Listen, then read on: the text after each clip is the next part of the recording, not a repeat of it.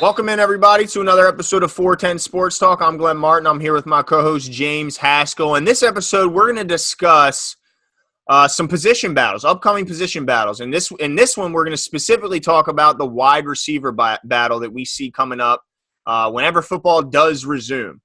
We know that the Ravens added 2 wide receivers via the draft and also brought back some familiar faces in free agency this offseason. So let's just jump right into it. Let's talk about what we have currently, and then let's also bring up some of the past to see what the status quo is, what they typically do in these situations in the past. So right now, as it stands, the Ravens have 10 receivers on their roster. Now, if there's tight ends, right? What's that? Like the Bears and their 10 tight ends. Yeah, exactly. Now there may be some other ones that are undrafted free agents that haven't officially inked. So if you're seeing some names missing, that's because they haven't put pen to paper, they haven't taken their physical, and they aren't officially Ravens yet. So this video is as of, what's today, Cinco de Mayo? As of Cinco de Mayo, or has Jimmy says it a lot better. Cinco de Mayo. There we go. He says a lot better than me. So that's as of right now. So let me just go over who they have on the team right now, and then we'll talk about what they've done in the past. So right now, we know Marquis Brown, Willie Snead, Jaleel Scott, DeAnthony Thomas, James Pro Shea, Miles Boykin, Chris Moore, Devon Duvernay, Shaun Monster, and Antoine Wesley are currently wide receivers on our roster. Now, in order to find out predict what we're going to be doing in the future, we have to first look at what they've done in the past. So, Jimmy, let the fans know what they've done in 2018 and 2019. Yeah, so it's pretty simple here. As far as 2018 and 19 went, we had the same amount of receivers as far as volume goes. In 2018 and 19, we both had 6 receivers. And so I assume that we're going to be doing something very similar here this year. That could definitely change. But, just to give you an idea here. Don't read the list. It's going to make me upset. No, honestly, read off the first 2 starters in 18. Oh, okay. So 2018, it's Willie Snead and Michael Crabtree. What about 19?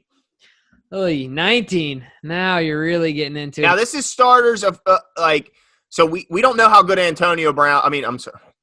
Oh, gosh. Oh, we don't know how – at this point, when we're looking at the first roster, the first ones to break – camp and start week 1. So they don't know what Hollywood's bringing yet. So who do they have listed as our starters entering 2019? Willie Snead and Seth Roberts. So, okay. So you can see not great. But the good news is this year I like the names a whole heck of a lot more, especially the fact that we know Marquis Brown is one heck of a player. And we didn't know that for sure going into last year, because of his limited camp participation, preseason participation coming off the foot. So we can see that they only keep typically 6 receivers. Well, we have 10 right now. So let's go down the list and see who are the most guaranteed locks to make it right now. I think we can both agree that the first one is Marquis Brown. There's no way this guy's gone. He's our best receiver by far, right?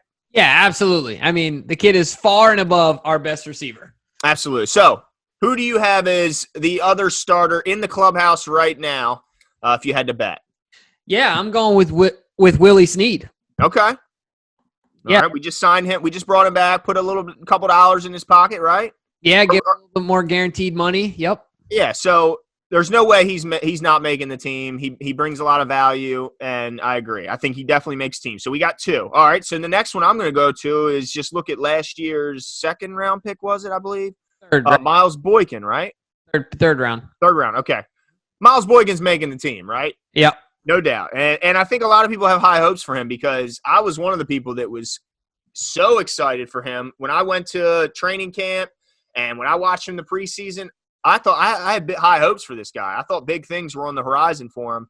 And I think he'll even tell you, had a little bit of a disappointing season last year. And so hopefully he comes back more driven and bounces back and puts up the numbers we were all kind of hoping he would. So we got 3. We got Brown, Boykin, Snead. Who's the 4th, you say?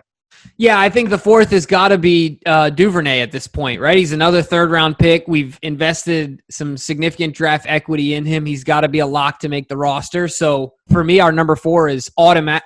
By default at this point, Devon Duvernay. Absolutely. I mean, I don't think there's any argument there. The Ravens just drafted him, so he will most certainly be on this team. Spots left. Huh? 2 spots left. 2 spots left. We got the first 4. Okay, so number 5 to me is pretty easy as well because the Ravens don't cut draft picks, certainly not before they ever play for us. So James Pro Shea, who was the 6th-round pick, yep. He makes the team as the 5th receiver. So that's number 5. I mean, we only got 1 spot open. Let me just give you a rundown of the names that are still fighting for that last spot.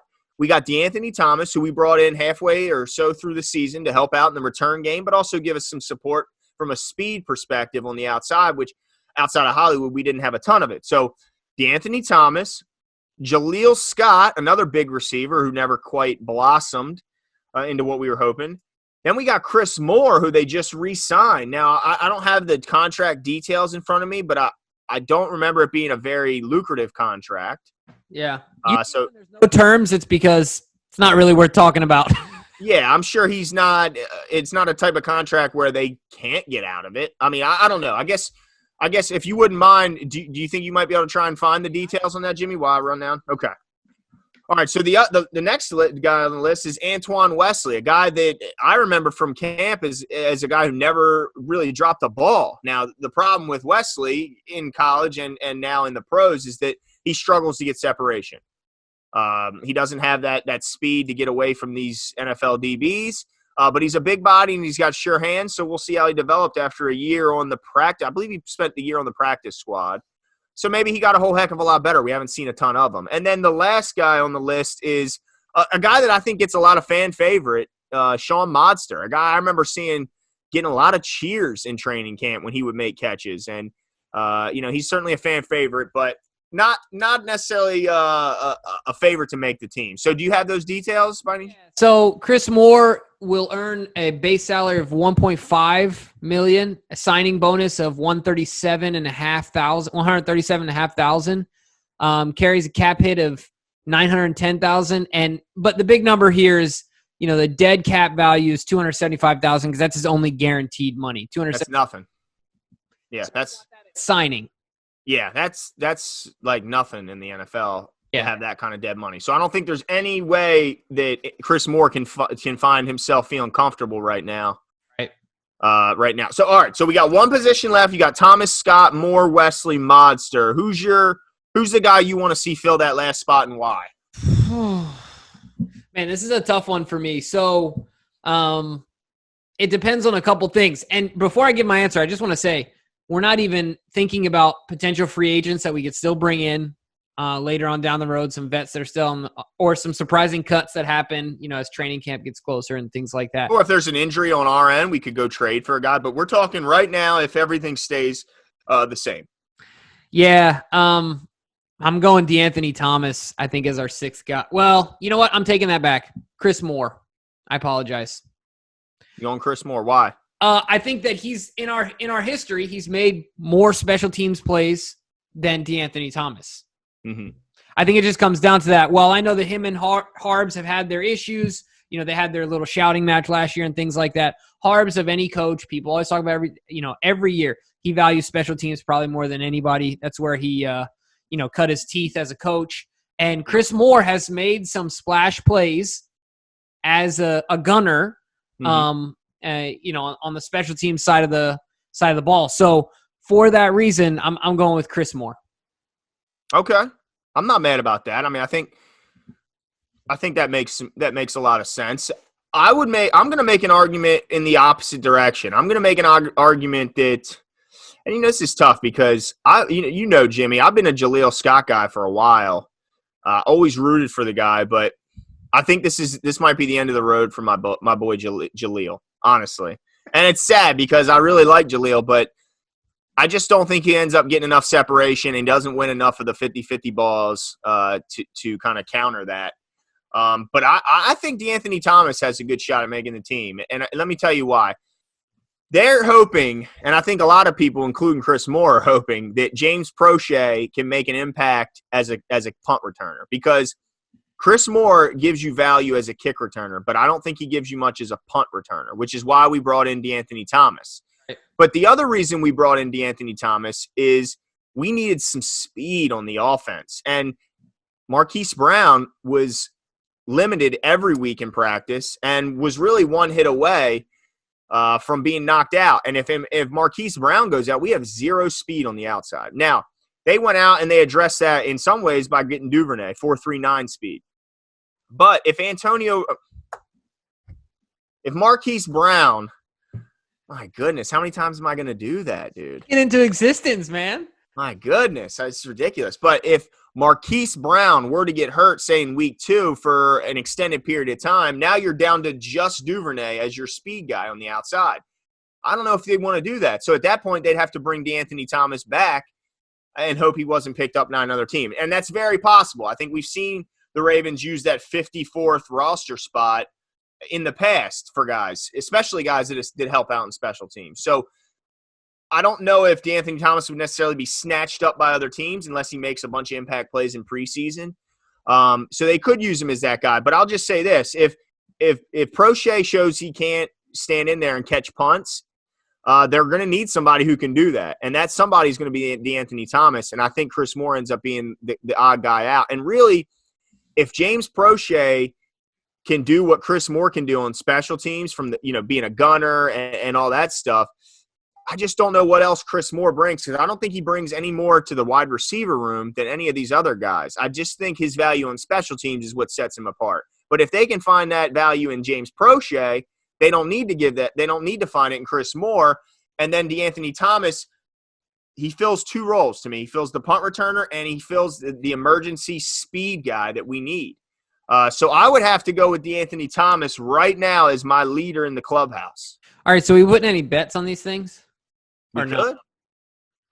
If you're feeling hungry and you want to get another meeting with the constrictor, we're gonna have to think of something else.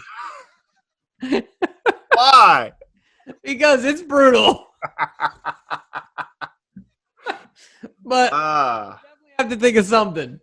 Yeah, I mean, I think it's going to be an interesting battle because a lot of people like Antoine Wesley because of his potential. He's a big guy. He doesn't drop anything. Right. But if he can't figure out a way to gain separation through route running, because let's be honest, you can't teach speed, and you really can only teach quickness to a degree.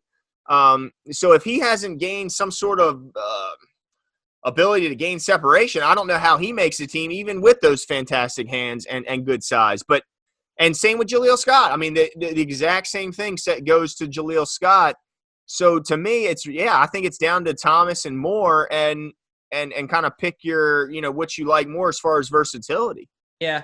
No, I agree. That's what it comes down to. What do you value more? I think at the end of the day, Chris Moore and what he's done from a special teams coverage perspective, or DeAnthony Thomas's ability to, cover field punts. Yeah. Neither of them are of great value, but definitely will keep you on a roster. Right? Yeah, I mean, you need someone to catch the ball when it's punted. And Chris Moore, he's had chances at kick return, and I think he's serviceable as a kick returner. But let's be honest, it's not hard to find a kick returner who can catch it and bring it out. Especially like I think you were about to allude to is the kickoff changes, right? The rules. You don't need a great kick returner, but what you need is a punt returner who can secure the ball for this ridiculous offense and hold on to it. No, you're 100% right. I mean, the value is just not the same. So, yeah, it'll be really interesting. We'll have to think of a bet here on this one, but I like my odds. I think that Chris Moore's coverage skills are elite. I think that he's a real talent there. So we'll see how things go. Make sure you guys let us know. Give us your depth chart coming into this season as far as wide receivers go. Do you agree with us? Do you disagree with us? Do you think they might keep 7? I mean, you could argue that too. Yeah, and like we said, yeah, so you could argue keeping 7, and a couple other things are at play. So we're going to be putting out a couple other videos for position battles, talking quarterback, running back, interior offensive lineman, interior defensive lineman, and stuff like that. So the volume and the number of guys we keep at those positions will inevitably affect, like you said, the number of wide receivers that we keep. So all those things come into play. But give us your depth chart. Let us know what you guys are thinking. Make sure to subscribe and leave us your comments, and then also hit the notification bell and give us a like. See you.